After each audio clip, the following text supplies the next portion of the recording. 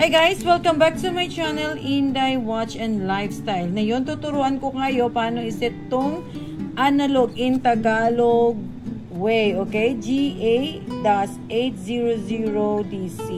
Ang problema kasi niya ito, sabi niya, lagi daw nag-a-adjust yung analog niya. Bakit? Baka yung company pinasukan niya is maraming magnet. Hihilain talaga siya. Pero mayroon tayong another option kung gusto nyong hindi siya nahihila sa magnet. May mga G-Shock din tayong mga anti-magnet, okay?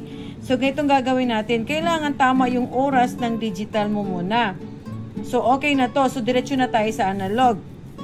Ito yung button A, B, C, D. Then, light. Ito yung light niya. O, yan, okay? Ito nga gawin natin.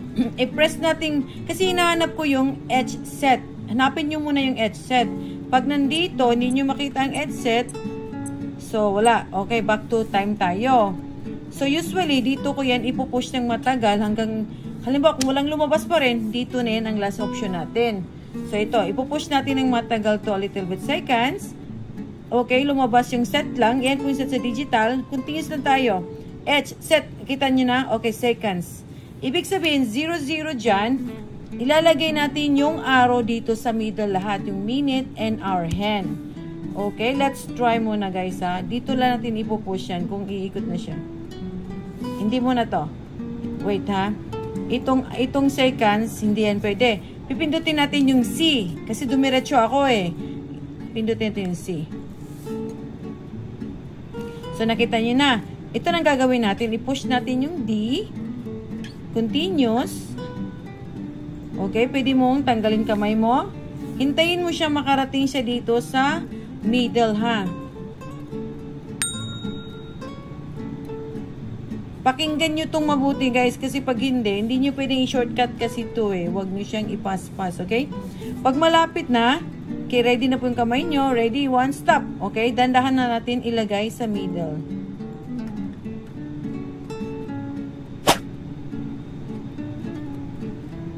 Okay, kita nyo ang hour and minute hand. Try na natin pindutin yung A. Ang A kasi yung final settings niya.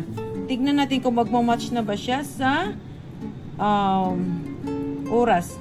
Date to guys sa 10:11. Wait lang. Titingnan natin yung minute. Okay? 11:22.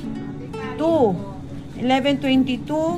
Tapos, i-check natin dito. Try natin kung dito ba yung minute. Wala siya dito. Balik tayo. Nasa timer. Stop. Okay, reset tayo. Dito tayo, balik tayo dito. So, nasa record tayo. Balik tayo sa oras, ha? Okay, nasa date. Dito try pipindutin. Ayan, 11:23. Di ba nag-match na siya? Okay, pwede mo siya ibalik sa date. 10:11. Pwede mo ibalik sa digital time. 11:23. So, nag-gets nyo na ba guys? Di ba ang dali lang? So, I hope you learned something today. Sana, isubscribe nyo rin ako para patas-patas na po tayo. Salamat kaayo guys sa inyong tanan.